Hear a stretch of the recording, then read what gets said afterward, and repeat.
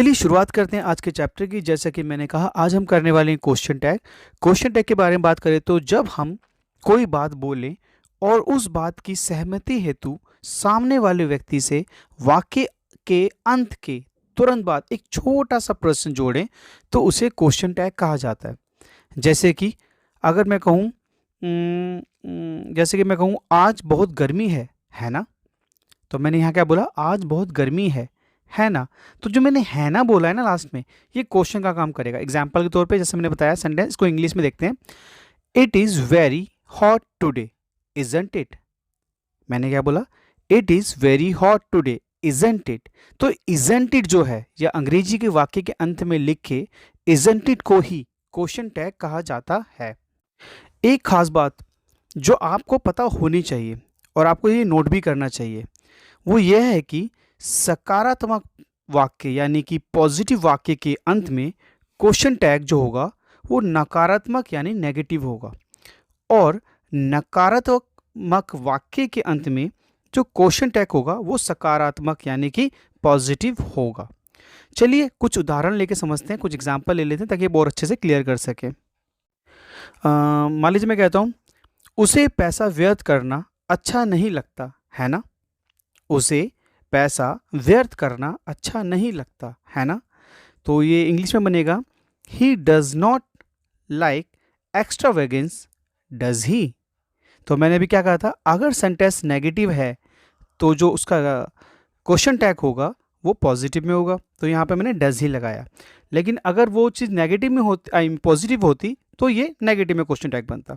चलिए कुछ एग्जाम्पल और लेते हैं। जैसे मैं कहता हूँ, उनके पास पैसे नहीं है। उनके पास पैसे नहीं है, तो ये बनेगा, they don't have money do they. They don't have money do they. Yes, बिल्कुल सही समझा आप लोगों ने, अच्छे से क्लियर हो रहा है आपको। चलिए देखते हैं और एग्जाम्पल।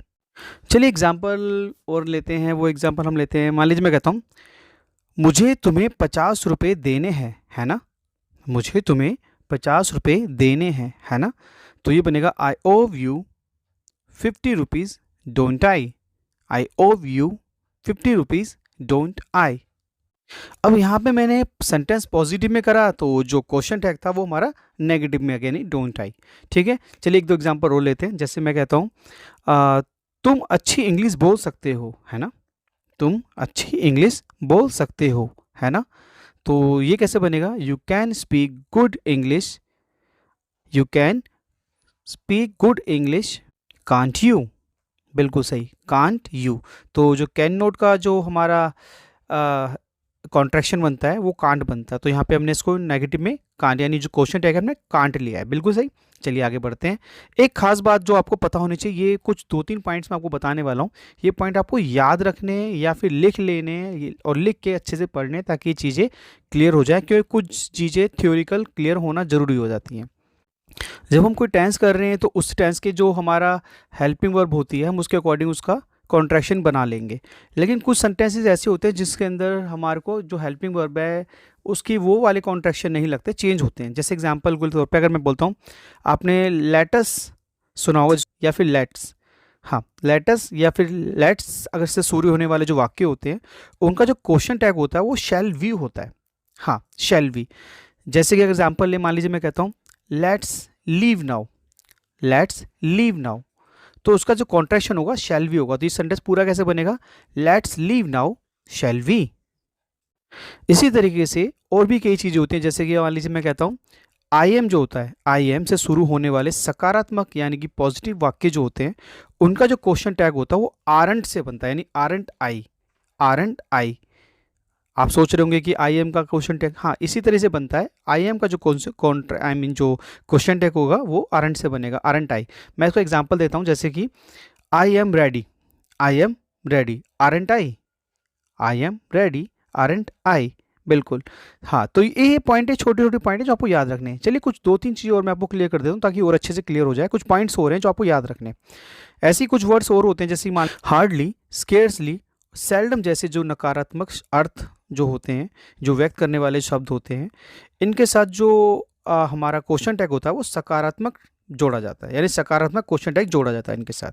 ठीक है, और एक दो चीज़ और बताता हूँ। जैसे कि मैं कहता हूँ, वाक्य में यदि एवरीवन आ जाए, एवरीबॉडी आ जाए, समवन आ जाए, समबडी आ जाए, या फिर हम नो वन कह सकते हैं, नन कह सकते हैं, या फिर एनी वन कह सकते हैं, नो बडी, एनी बडी और नाइदर ये करता हूँ तो क्वेश्चन टैग हमेशा दे होगा। याद रख पाएंगे आप? मैं दोबारा बोल देता हूँ। वाक्य में यदि everyone, everybody, someone, somebody, no one, none या फिर एनीवन, नोबडी, एनीबडी या फिर नाइदर जैसे कर्ता जो आएंगे वो उनके साथ जो क्वेश्चन टैग होगा वो दे होगा। हाँ, बस यही छोटे छोटे पॉइंट्स हैं जो आपको याद रखने। चैप्टर बहुत आसानी से हो जाएगा। बस आपको जो नॉर्मल टेंस है उसमें तो जो हमारी हेल्पिंग होती है उन्हीं का कॉन्ट्रैक्शन बन जाता है, जैसे कि डू का डोंट, कैन का कैन नॉट का कांट, इस तरीके से बन जाता है। ऐसे बस ये जो पॉइंट्स मैंने आपको बताया ये याद रखने हैं आपको। अगर जब इस तरह के वाक्य में कोई वाक्य बना रहे हो और वाक्य में ये चीज़ें आ जाते हैं तो आपको ये कॉन्ट्रैक्शन जो जोड़ रहे हैं वो मैंने बताया वो याद रखने हैं। ठीक है, आई होप आपको अच्छे से क्लियर हो चुका होगा। अगर क्लियर हो गया है तो थोड़ी सी प्रैक्टिस और करें ताकि ये अच्छे से माइंड में बैठ भी जाए। ठीक है, चलिए चलते हैं।